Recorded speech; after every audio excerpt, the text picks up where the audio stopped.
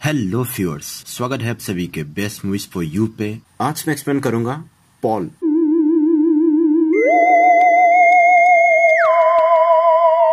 जो कि एक British American science fiction comedy movie है जो रिलीज हुआ था 2011 में। इस मूवी की IMDb रेटिंग है 7 आउट ऑफ 10। रॉटेन टोमेटोज पे इसे मिले हैं 70% और मेटाक्रिटिक्स पे इसे मिले हैं 57%। So now without any further delay, let's start the video. Movie शुरू होता है 1947 में USA की मॉरक्रॉफ्ट वायोमिंग नाम की एक जगह पे, जहां एक घर में दिखाया जाता है। उस घर का डॉग जिसका नाम होता है पॉल, वो घर से बाहर जाने की कोशिश करता है क्योंकि उसे बाहर कुछ महसूस होता है। तो उस घर में रहने वाली छोटी लड़की अपनी डॉग को बाहर जाने को देती है और वो भी उसके पीछे पीछे जाती है। जहां आसमान से एक UFO उतरता है जमीन पे, वो भी सीधा उस डॉग के ऊपर, जिससे वो डॉग मारा जाता है। इसके बाद कहानी प्रेजेंट में आता है, जहां मूवी के लीड कैरेक्टर्स को दिखाया जाता है, ग्रैम विली और क्लाइव कॉलिंग्स। ये दोनों बेस्ट फ्रेंड्स हैं और दोनों इंग्लैंड से अमेरिका आते हैं annual San Diego Comic Con attend करने के लिए। ये दोनों साइंस फिक्शन कॉमिक बुक और नॉवेल्स के क्रेजी लवर होते हैं। क्लाइव नॉवेल लिखता है और विली आर्टिस्ट है और वही क्लाइव की नॉवेल्स पे कैरेक्टर्स का ड्राइंग बनाता है। कॉमिक कॉन में इन दोनों को मिलने का मौका मिलता है एडम सैटरफील्ड से, जो कि एक फेमस साइंस फिक्शन राइटर होता है। क्लाइव उस राइटर को कहता है कि वो उसका बहुत बड़ा फैन है और वो उसका इंस्पिरेशन भी है। क्लाइव अपना लिखा हुआ साइंस फिक्शन नॉवेल उसे दिखाता है, पर वो इन दोनों की बातों पे इंटरेस्टेड नहीं था। ये दोनों उस राइटर की ऑटोग्राफ उसकी बुक पे लेता है।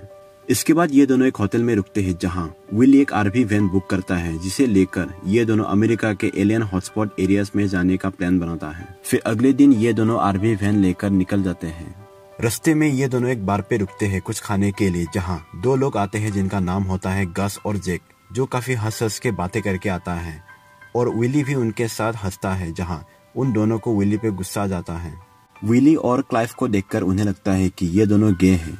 फिर ये दोनों वहां से जल्दी निकलते हैं, जहां क्लाइव अपना RV वैन को बैक करते वक्त उन दोनों की कार में टक्कर लग जाता है, जिससे उन दोनों की कार में एक बड़ा डेंट बन जाता है। फिर ये दोनों जल्दी वहां से निकलते हैं और एक्स्ट्रा टेरेस्ट्रियल हाईवे की तरफ जाते हैं। आगे चलकर ये दोनों रुकते हैं नेवादा में, जहां द ब्लैक मेल बॉक्स है। इसे एक तरीके से एलियन और इंसानों की मिलने की जगह माना जाता है।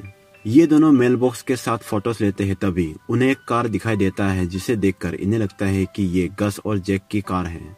ये दोनों जल्दी से फैन लेकर भागते हैं, पर वो कार इन्हें ओवरटेक करके आगे जाकर पलट जाता है।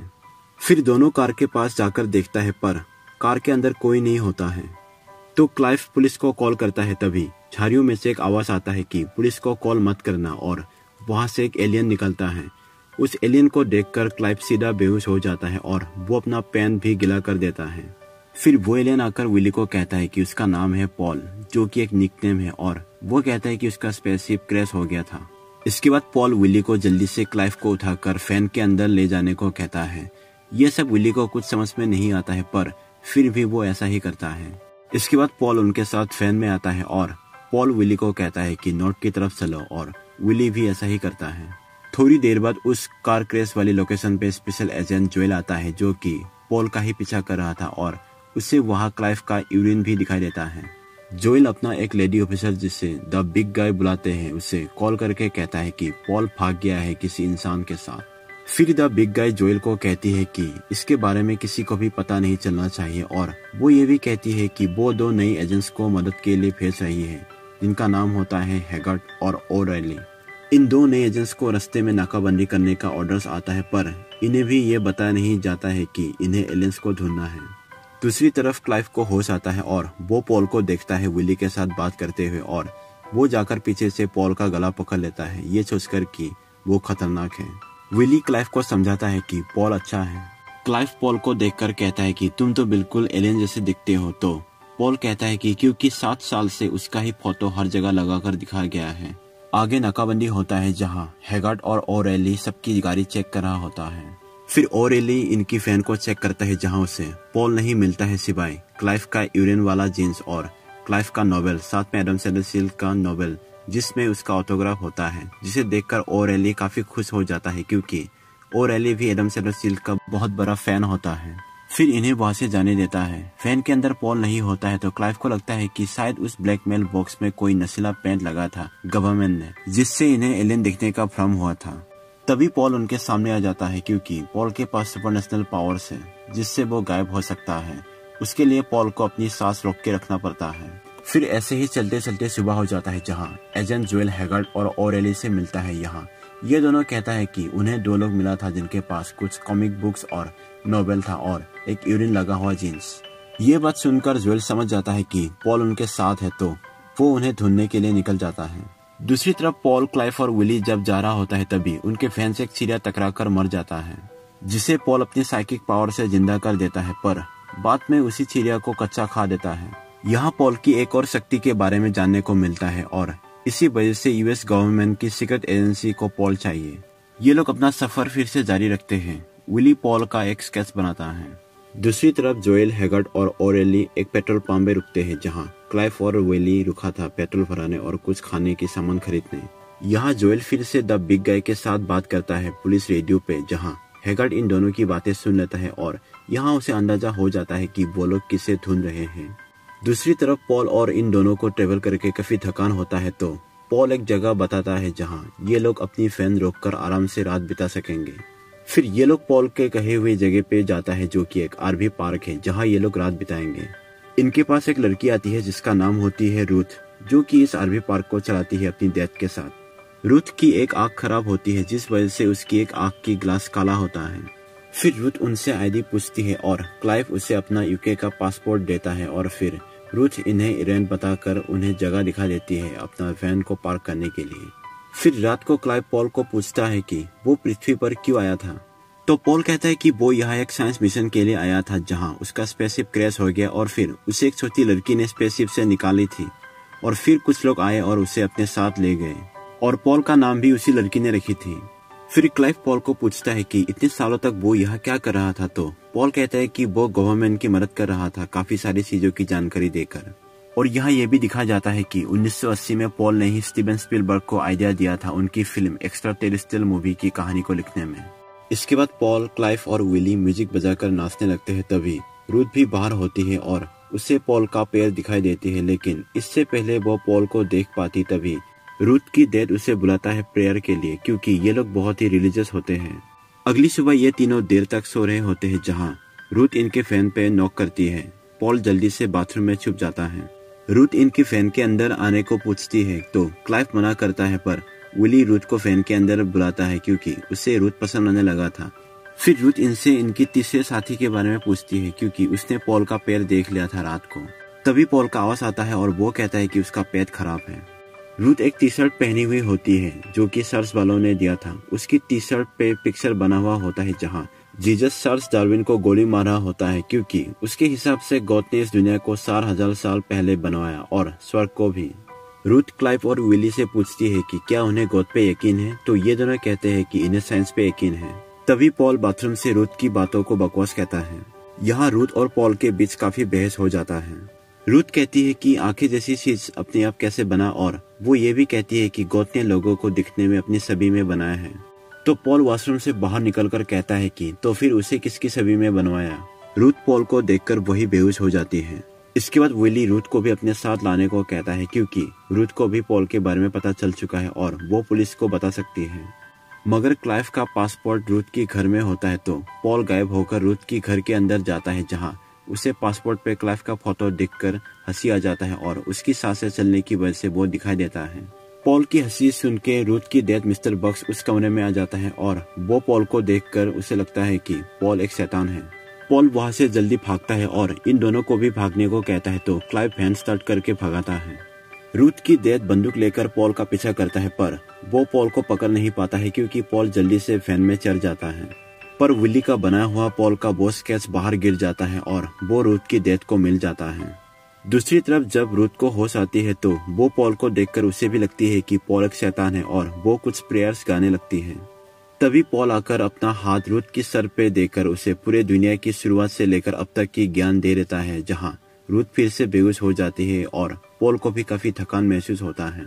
विली जब पॉल को पूछता है कि उसने क्या किया तो पॉल कहता है कि उसने अपने और रूथ के बीच एक ब्रिज बनाकर अपना पूरा ज्ञान उसे दे दिया। ये सुनकर विली पॉल को उसके साथ भी ये करने को कहता है तो पॉल उसे भी अपना ज्ञान दे देता है और विली भी बेहोश हो जाता है।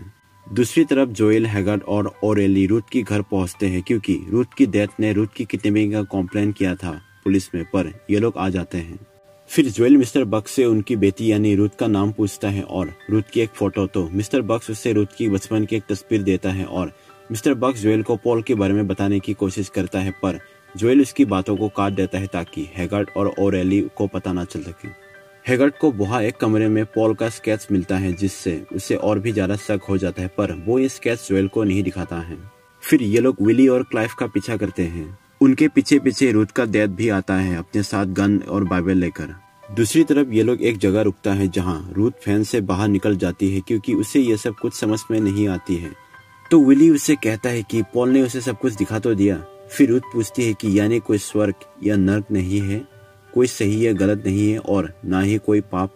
तो रूथ कहती है कि क्या वो शराब पी सकती है, किस कर सकती है, गाली दे सकती है। तो विली हाँ कहता है। तो रूथ विली को किस करती है और वो वहीं पे बाकी सब भी करने की कोशिश करती है, पर विली रूथ को रोकती है अभी सब कुछ करने से। वही पॉल क्लाइव को भी अपना ज्ञान दे रहता है ये कहकर कि शायद ये उसका काम आ जाए साइंस फिक्शन नॉवेल लिखने में।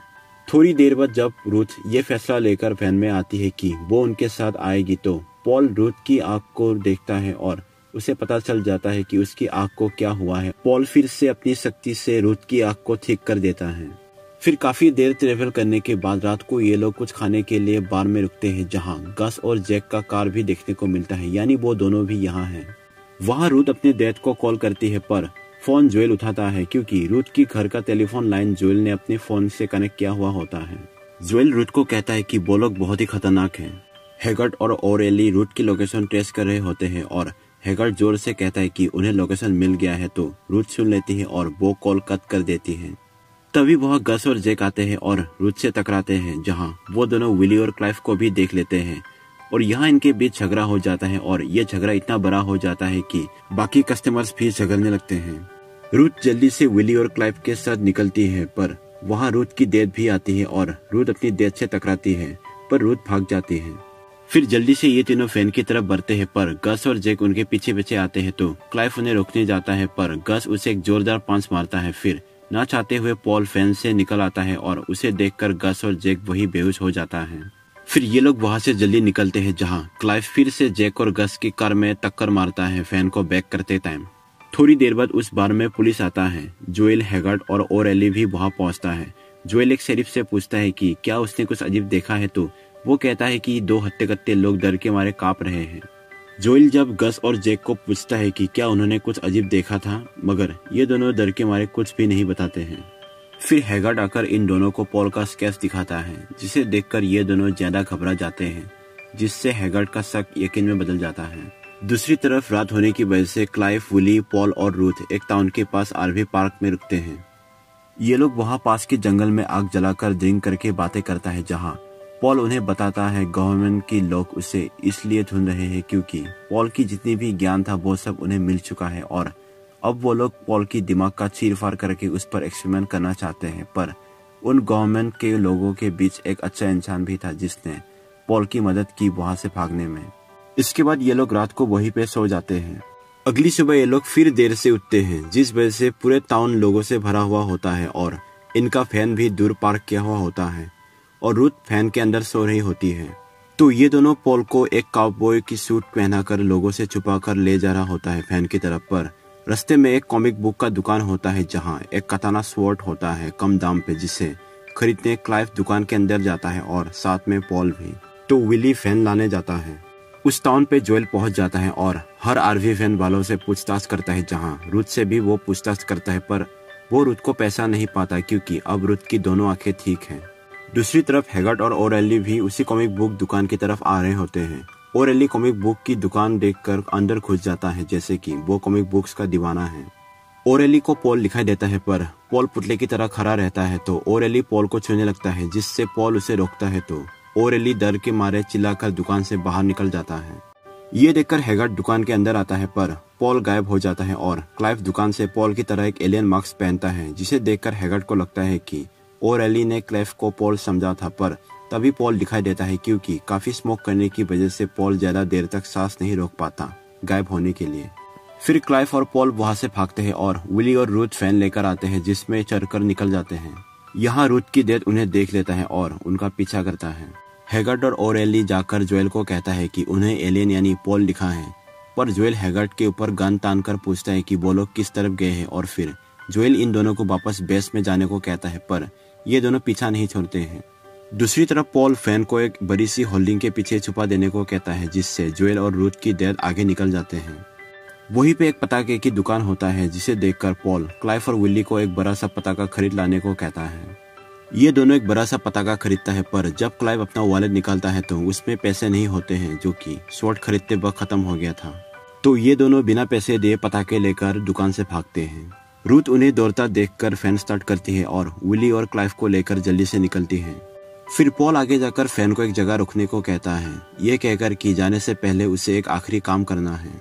ये लोग एक घर के पास रुकते हैं। उस घर में एक बूढ़ी औरत रहती है और ये औरत कोई और नहीं बल्कि वही छोटी लड़की है जिसे मूवी की स्टार्टिंग में दिखा था, जिसने पॉल को स्पेसशिप से निकाला था, और इस औरत का नाम होती है तारा।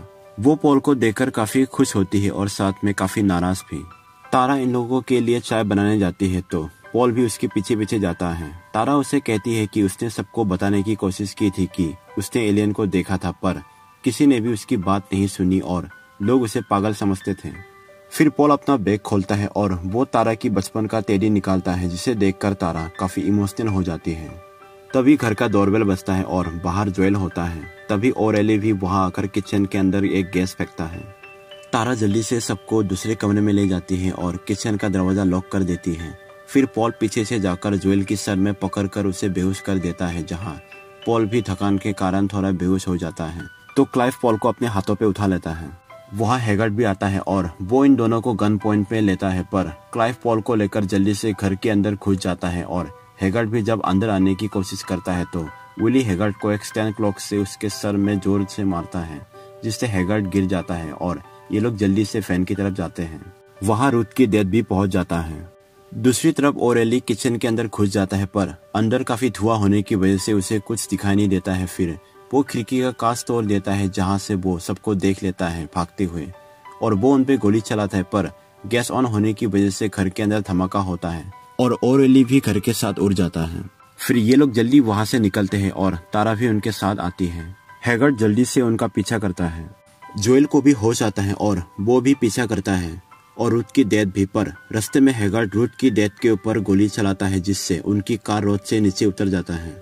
फिर हैगर्ट क्लाइव और विली की फैन के पास पहुंच जाता है, जहां पॉल फैन को चला रहा होता है। हैगर्ट उन पे गोली चलाने लगता है, पर आगे एक ब्रिज होता है, जिससे हैगर्ट पीछा करने के चक्कर में देख नहीं पाता और वो खाई में गिर जाता है, जहां उसका कार ब्लास्ट हो जाता है, साथ में वो भी। दूसरी तरफ जोएल को फिर से द बिग गाय की कॉल आती है और वो उससे पॉल की लोकेशन पूछती है और उसे बहुत सुनाने लगती है। तो जोएल गुस्से में गोली मारकर कार की रेडियो को ही उड़ा देता है और वहाँ दूसरी तरफ इन लोगों का फैन खराब हो जाता है। फिर पॉल जंगल की तरफ जाने लगता है, जहाँ एक टावर होता है जिसका नाम होता है डेविल्स टावर, जो कि एक नेशनल मॉन्यूमेंट है।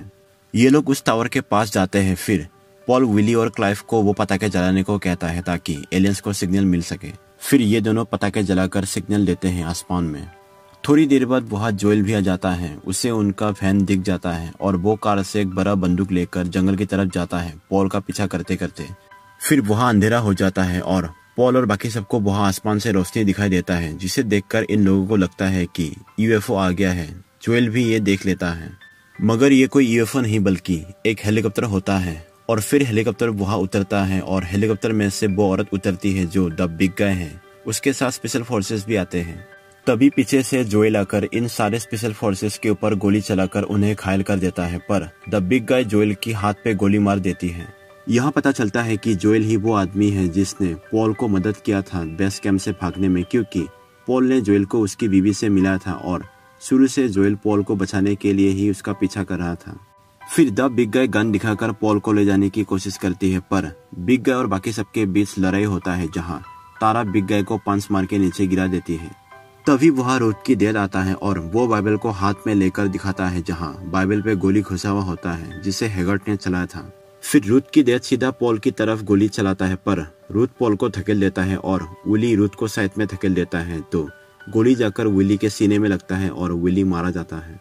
विली के मरने से क्लाइव और रूथ काफी दुखी होता है। तो पॉल अपनी पावर से विली को बचाने आता है, जहां जोएल पॉल को वार्न करता है कि इससे उसकी जान को खतरा हो सकता है, पर पॉल विली को जिंदा कर देता है, जिसमें पॉल की हालत खराब हो जाता है और उसे एक झटका लगता है और वो थोड़ा दूर जाकर नीचे गिरता है।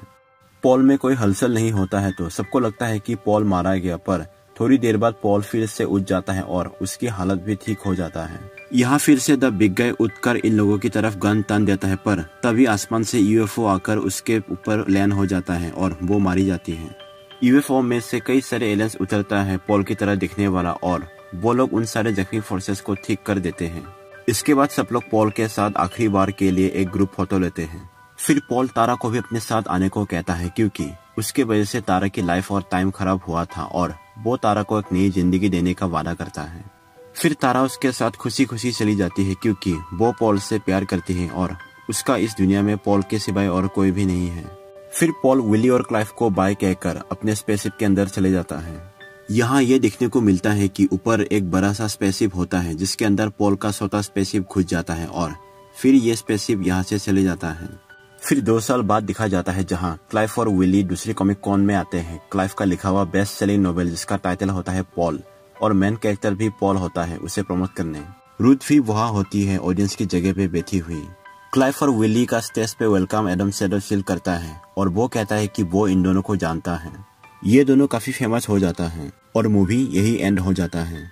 तो ये था पॉल मूवी का एक्सप्लेनेशन। उम्मीद करता हूँ कि आपको पसंद आया होगा। तो मिलते हैं अगली वीडियो में। अगर आपको ये वीडियो पसंद आया है तो इस वीडियो को लाइक, शेयर और चैनल को सब्सक्राइब कीजिए, ताकि आपको आगे भी ऐसे ही इंटरेस्टिंग मूवीज की एक्सप्लेनेशन मिलती रहे।